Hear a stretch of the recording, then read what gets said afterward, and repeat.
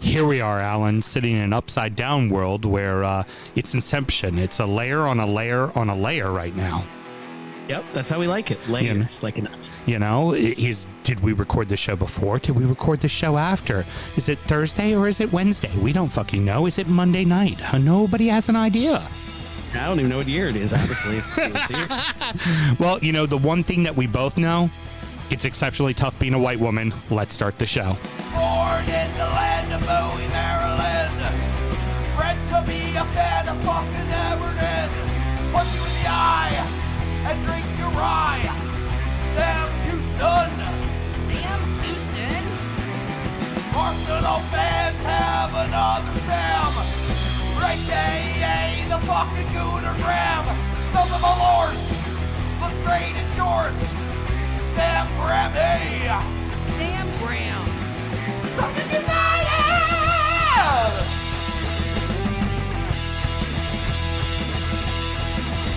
Fucking United!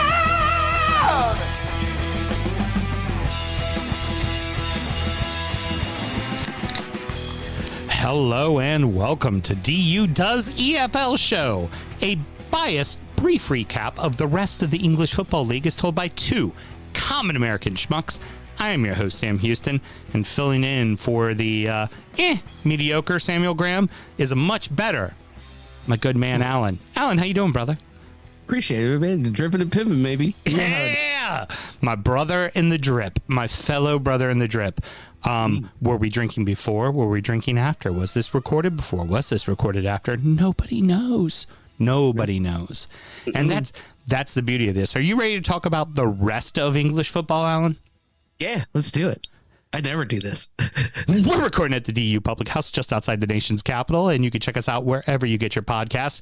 We also stream every single Monday night as well. Should you want to chat with us, there is many ways that you can. Alan, how do people get in touch? Of course, if you want to check us out here at the DU Football Show, that's right. I'm owning it now. It's mine. It's not Graham's anymore. You can check all your favorite social media pages. We're at DU Football Show. And if you want to send us some emails, check us out, dufootballshow@gmail.com. Very good. Keith's head is spinning because, he hears both shows talking at the same time. It's very weird to him. You're plugging the DU Football Show. This is not how it normally goes. Hey, by the way, he's going to send an email to tickle our tummies at dushow.com. Yeah, exactly. Hey, Keith, just remember, it's your Fun Fact Friday. That's all you need to know, right? 5 fun facts for you fuckers on a Friday. Alan, I can set you up an email address. That's tickleourtummies at dufootballshow.com if you want. We could probably do that just for Keith, though. He's the only one who gets to use it. So, everyone, we're not going to bother with the normal bit of Sam cutting me off as I talk about us doing the normal drinking thing because, up is down and down is up, and you don't know if this show was recorded before or after. Just know the following. I am still drinking a lovely bourbon from Four Roses. That was number 3 on the 2019 list for the top 20 whiskeys. And I, of course, have my lovely trash Icehouse beer. And I'm not sure if you've ever seen this before, Alan, but my koozie is my niece, and it's her pre-K photo. And we call this Apoplectic Abby. So good. So good. So whenever anybody says anything disappointing, that's just right there. Right there. Parents always complain about the price of sports photos and school photos, but every now and then you get a year that comes out like that, and you better buy all. Get an engraved, get wood burned on a piece of wood, and anything you can find. This photo will be on a T-shirt when she's a preteen, and I will be wearing it to remind her she ain't that sassy of a bitch. I'm that sassy of a bitch. And of course, the key thing also, we are enjoying the lovely bucket because there's 3, Alan, this is very important, 3 very important rules. First, you have to buy the bucket. Then you need to add ice to the bucket. And then finally, you party because that's what you do when you have a 99 party bucket. Yeah. And I'm going to reach in here and pull out another one of these guys, roulette style. The whole key of the... You not only did you talk about it, but you went over all 3 steps, which we decided in pre-show means you have to drink one. So Yeah, I mean, it's that time. I'm pretty proud in the upside down world, the way everything works out. I am getting all the bad ones out of the way right away. This is it's not an espresso because it has double X, so it's actually an X-Espresso coffee 99. Look, hey, I'm gonna tell you, at least it's brown. You know what I mean? At least it's not clear. I think that's when I would have been like, oh god, this is gonna be awful. No. At least a little realistic. Is it brown, Michael? Is it clean? Is it clean? No. No. Gotta do the movie quote. It's the best. It's so funny. Go ahead and drink your 99 shots there, Superfan number 99. I was going to say, it's the same time where you go, look, I'm going to make Wayne's head bleed for fucking Superfan number 99 over here. Ugh. We can hear the gurgling of it. Yeah, I know, right? You can hear the air switch in the bottle, in the little tiny bottle. I am so glad to get that one out of the way. That's bad. That sounds awful. My problem with it is not that it's a bad tasting 99. The problem with it is that it is in a party bucket that's meant for the summer because, you know, when it's 100 degrees outside, I think I don't just want an espresso shot. I want an X-Espresso shot. All right. Well, let's go ahead and get into it. We're going to... Championship Corner! I've fallen and I can't get up. Oh no! Like they say in The Sandlot, I blame myself. I blame myself. I walked into that and I stepped all over your drop and you did it perfectly, Producer Mel. That's because you're threatening me with a roulette pool if I miss a cue. I did actually threaten her with that. That's okay. Plenty of time. I'm sure she already fucked it up a bunch and now she got her shit together and is doing it correctly. Starting off with the championship, Leeds, after, you know, we thought they got all their shit together and they moved off the people they needed to move off and they brought in the striker from Swans and all that good stuff, right? Beat Ipswich 4-3. Everything's going well. Draw bottom of the table, Sheffield Wednesday 0-0 because that's how that rolls. And that then helped Sheffield Wednesday get their first point of the season and are now no longer bottom of the table. That's solid. That sounds exactly like the championship. Yeah, it's exactly what the fucking championship is. The funny thing for Sheffield Wednesday, did you see how they got promoted in League One last season at all, Alan? If you didn't, I'll refresh. I did not. Refresh. So they lost the first leg of the playoff. It was like 4-0. And then won the second leg 5-1, but like scored in like the 99th minute kind of shit to go to penalties to then win on penalties. That sounds right.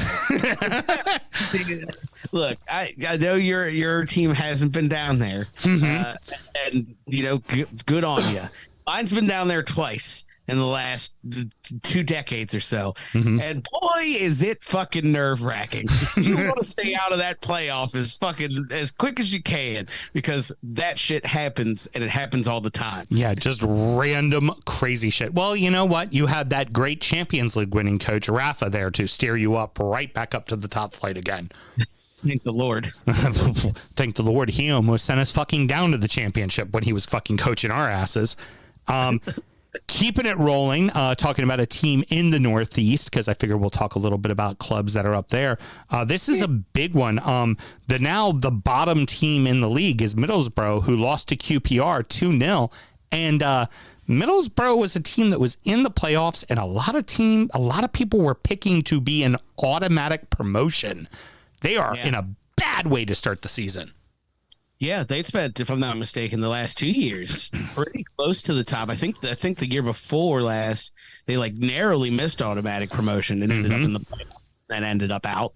Last year, I think snuck into the playoff, ended up out, which again goes to the point. Don't get in the fucking playoff.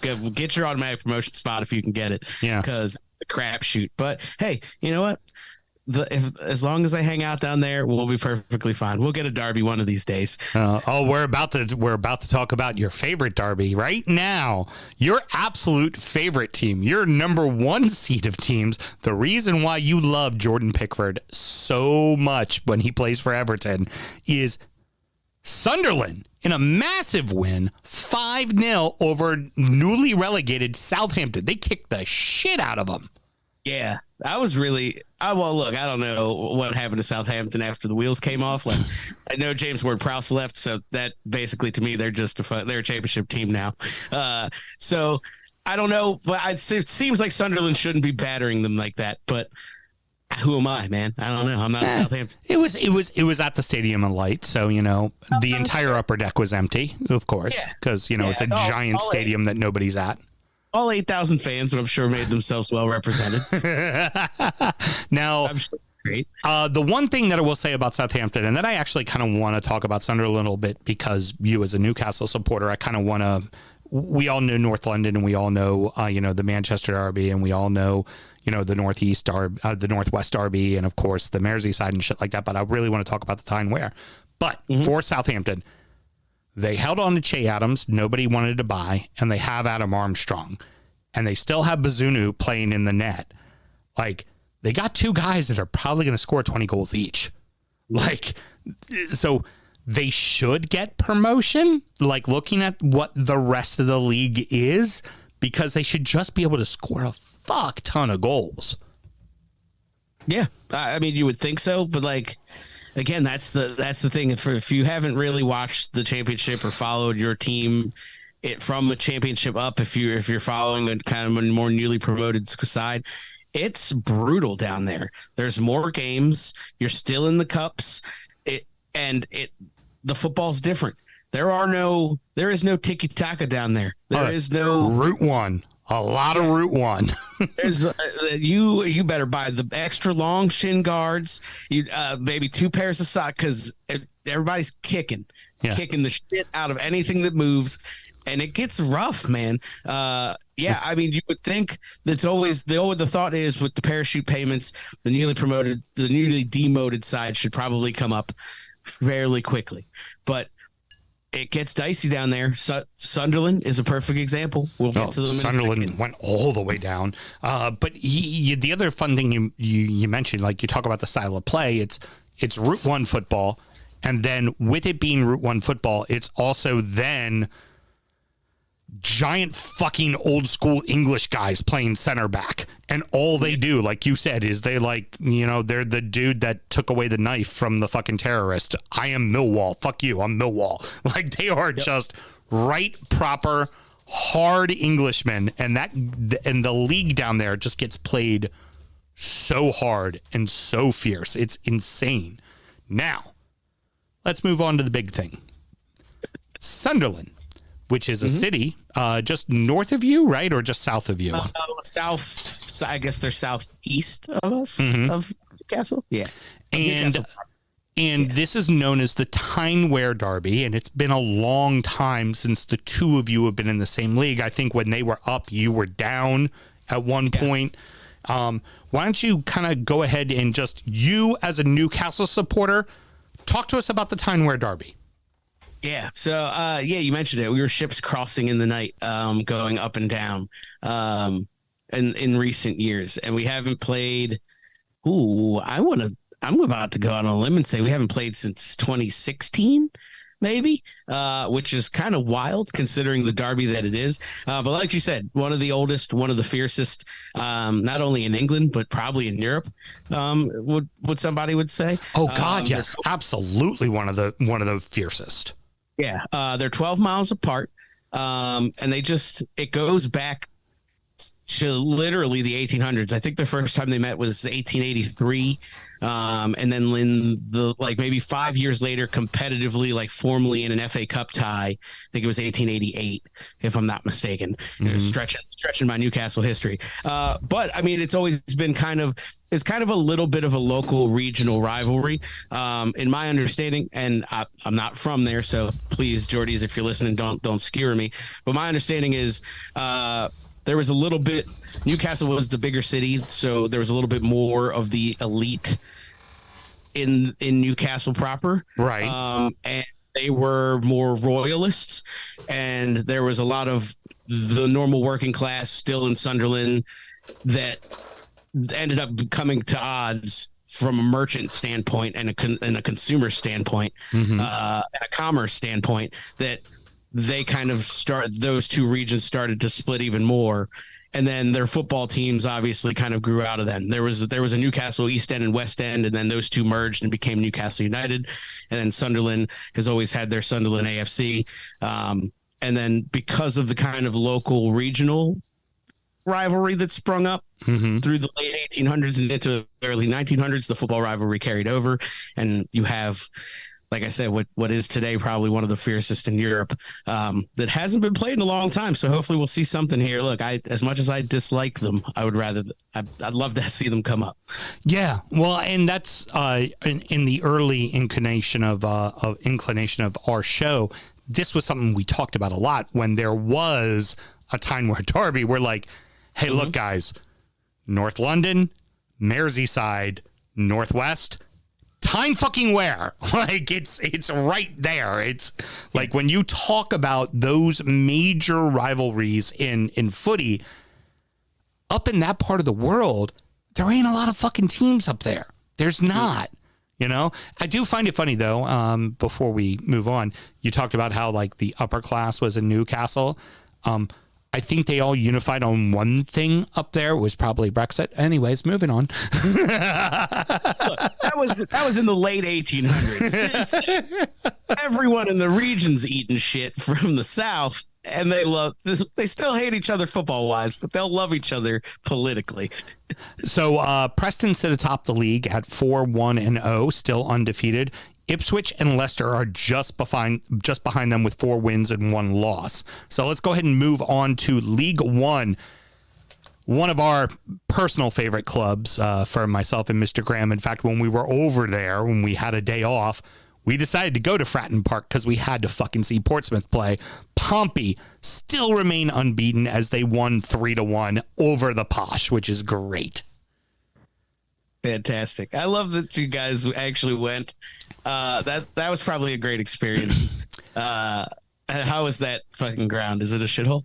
Oh, it's fucking dire. It's because it's the same park that it was. And the funny thing is you look at that club, and if they had held on for one more year, if they didn't go down the year they went down, because that's when it was still with Fox here in the United States, and it was replays and only one game live and stuff like that. They held on for one more year when I went to NBC Sports before that became Peacock. They would have gotten that fat fucking American and Chinese money. And they'd be in a completely different place. Like, absolutely a completely different place than they are currently right now. And it was... Yeah, they made an FA Cup final that year and got promptly whooped. And it was just like, God damn, like, you were that close to the golden ring. And especially, like you were talking about, to the northeast and the northwest, the south as well. It's not fucking London. It's not London. Like, London rules everything in England. It really does. That is where all the money is. That is where all society is. It is 1,000%. London is probably one of the most powerful cities in the world. And the rest of the country kind of suffers because of that. And you look at like Pompey was right fucking there. And it was a fabulous experience. We had a kid who hadn't even reached puberty yet using more swears than I use normally. And I use a lot of swears. Yeah. It was pretty fucking fabulous. I loved it. That's good. That's the lower leagues where you got to get, that's real salt of the earth, you know, really get the flavor of England. So how familiar are you with what's going on with Wigan right now? Because what I'm about to give you is a lot of fun shit. I've heard bits and pieces, but let me hit me with something. Okay, so they got relegated and they got a points deduction to start the season. And so they lost their second straight, which sucks for them. They are currently sitting in 21st place, just at the cusp of being relegated with a record of 3-1-2. So 3 wins, 1 draw, 2 losses, which would be their last 2 matches were losses, which is a record better than the entire bottom half of League One. Because again, lower league football. What was the points deduction? How much was that? It was 8 points. Oh, that's doable. It's not. It's probably gonna fuck them. Yeah. But hey, that's what happens, right? Well, their problem is that they keep thinking they're good enough to get back to the Prem, so they spend a shit ton of money when they're in the championship. They forget that it's a rugby town, not a soccer town, and then they get in trouble. They get their hands slapped. They go back down to League One, and then they get a points deduction, and then 2 seasons later, they kick the shit out of everybody, win the fucking league, go back up to the championship, and go, we're going to the Prem, and spend all their fucking money. Yeah. They are not a League One side, but they are not a Premier League side. No, they're a championship side. That's what they are. It's a big town, it's a big stadium, but it's a championship side at the end of the day. A couple of other teams that we like to talk about that are also championship sides, certainly. Bolton and Barnsley both got wins, and they currently sit in 2nd and 8th place, respectively. That's good.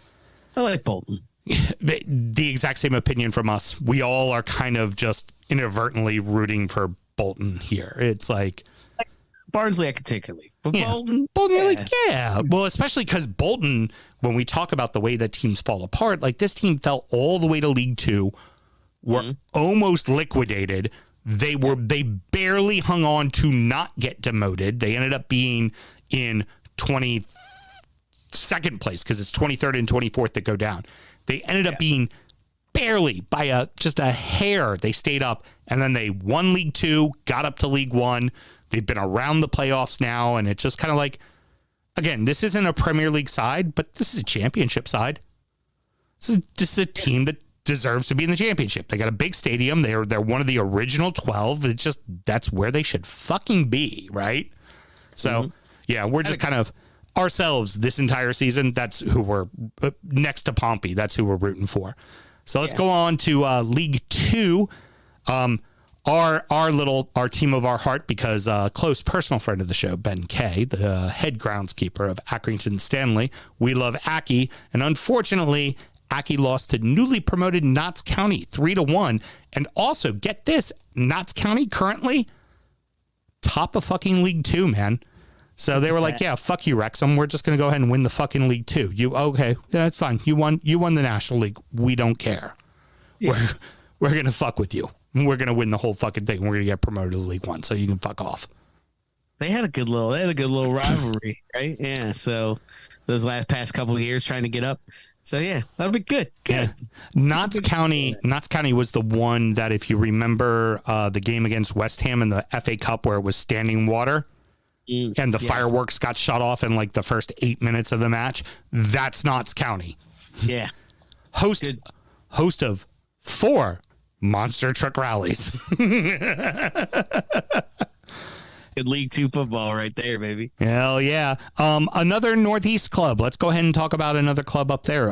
Harrogate is off to a bad start. They lost this weekend 1-0, and they sit in 19th place. Yeah, bunch of Northeast clubs up there. I haven't heard much out of any of them, honestly, with like any major pushes towards climbing up the leagues. No. But they're all kind of just steady. And I mean, look, Dan Byrne. He's playing. He starts for Newcastle. He's from Blythe. Played for Blythe Spartans. You know, so you could find some gems down there in the lower leagues. Oh, you got Hartlepool too, which was in League Two. They unfortunately got demoted back down to the National League, and I haven't looked in on them, to be honest with you. We'll take a look at the National League, but I kind of want to wait till later in the season to mess with that. Now, of course, the important one that everybody wants to hear about is Wrexham. The now defensive juggernauts, since that Ben Foster decided to ride his bike away and not ride his bike back in, apparently now they don't give up any fucking goals at all. They beat Tranmere Rovers, as Graham would say, the lone club of Liverpool, is he always likes to say. And they currently sit in 13th place with a record of 2 wins, 1 draw, and 3 losses. Here's the fun stat. They lead the league in goals with 15 for, and they're the worst team in the league with 13 against. The Always Sunny FC, really, really giving it to us entertainer style. I'm not gonna lie. Doesn't matter how many goals you score. We're gonna score one more. Just one more. 5-4. Yeah, we're gonna score the 5. Yeah, Like it. the fun part with that too is obviously the new We Are Wrexham season starts up, and of course for those of us who keep up with it, we know they got promoted, so kind of excited to see that kind of see the behind the scenes, like, yeah, that'll be good. well, and the show's done a very good job of kind of explaining that level and what that is, and it's been fun to watch, and I've enjoyed it quite a bit. I don't how much have you watched the season as well? Yep, we've watched it, and we talked to our neutral friends who aren't necessarily fans, and we're like, it gives them a clue, like you mentioned, into like the football pyramid and kind of how it works and why we make big deals about the shit we make big deals about. Like, our good friends are like, oh, I kind of get it now. I'm like, thanks, guys. We don't just pull our hair out for no reason. I got a buddy of mine who I was a long time back when I used to do autographs and go to minor league ballparks. He's a big minor league baseball guy and big baseball guy in general.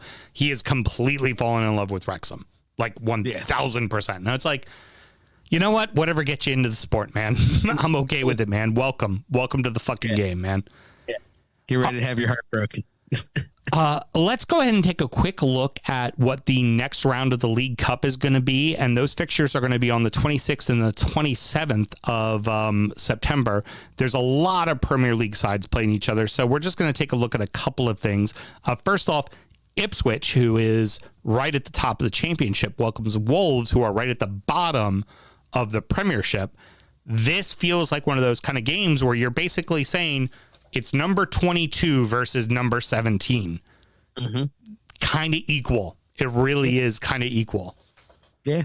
Yeah, that'll be those are always the tantalizing ones, right? Those and like good if you get 2 top 6 teams, things of that nature, you usually get good performances out of them. So yeah, that'll be an exciting one. That'll be good. Seems like somebody might be foreshadowing. Well, I mean, you're not exactly top 6 right now. Anyways, in the thing we also love to see is when Premier League clubs have to go play lower, like really lower league sides. West Ham has to go to Lincoln City, which Lincoln City is a tiny little place, like 10,000.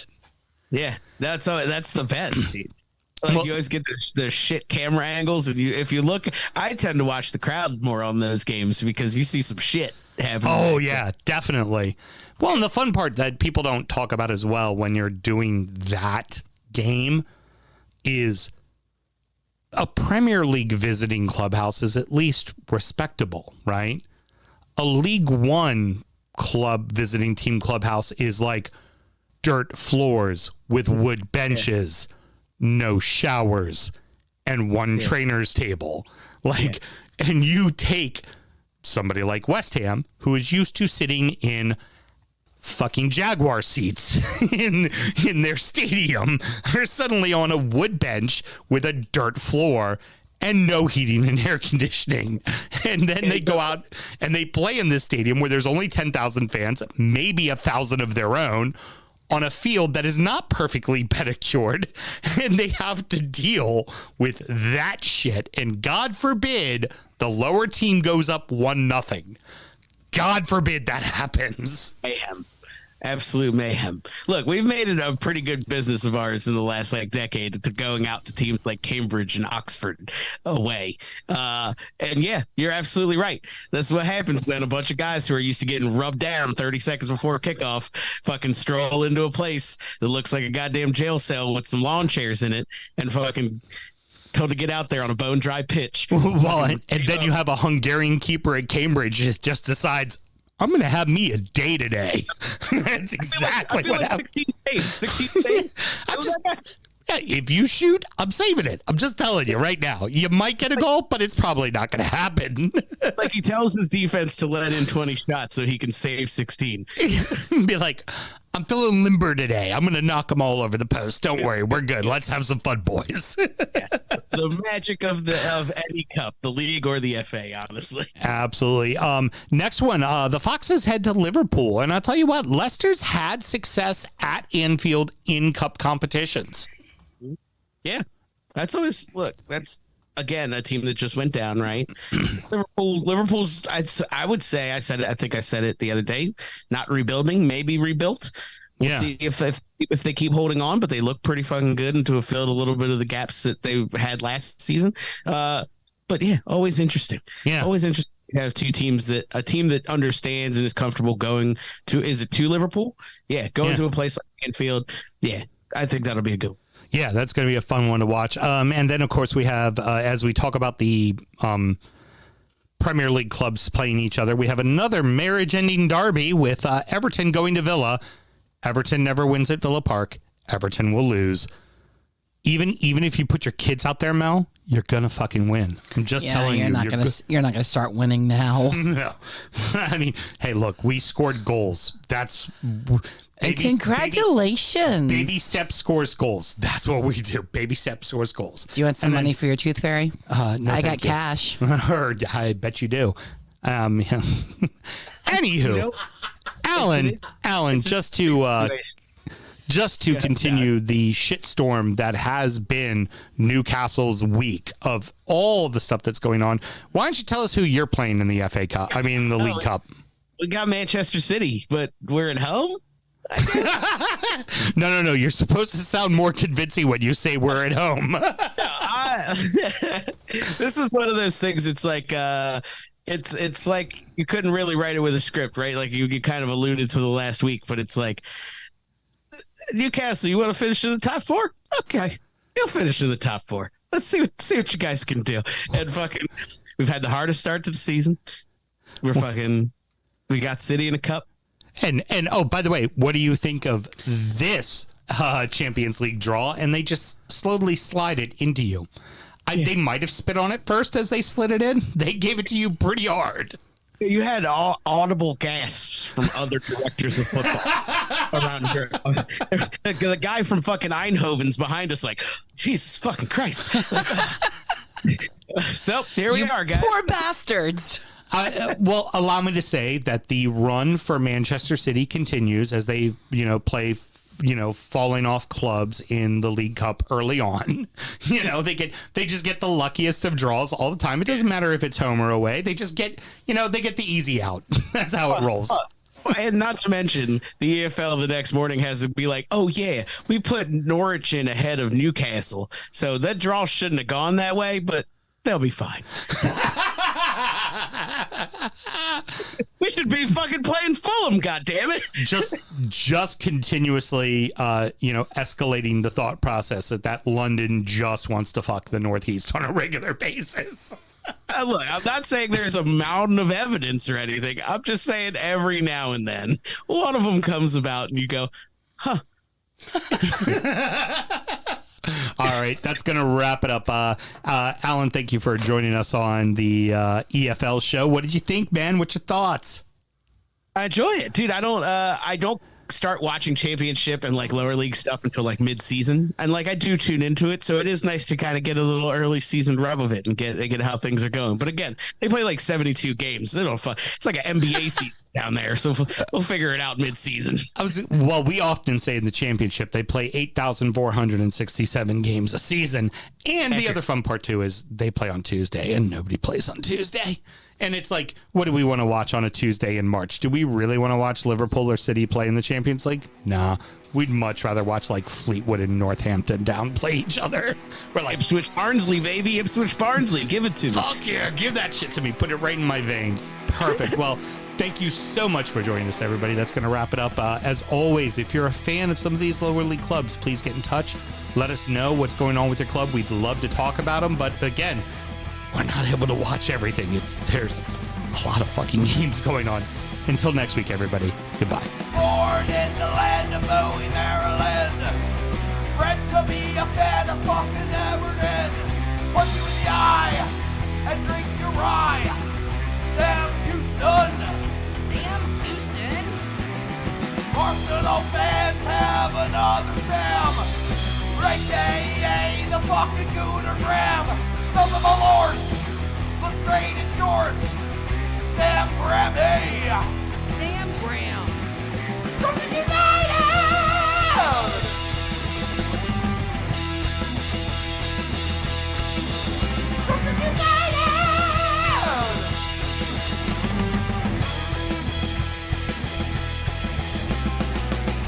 Hit the fucking mute button.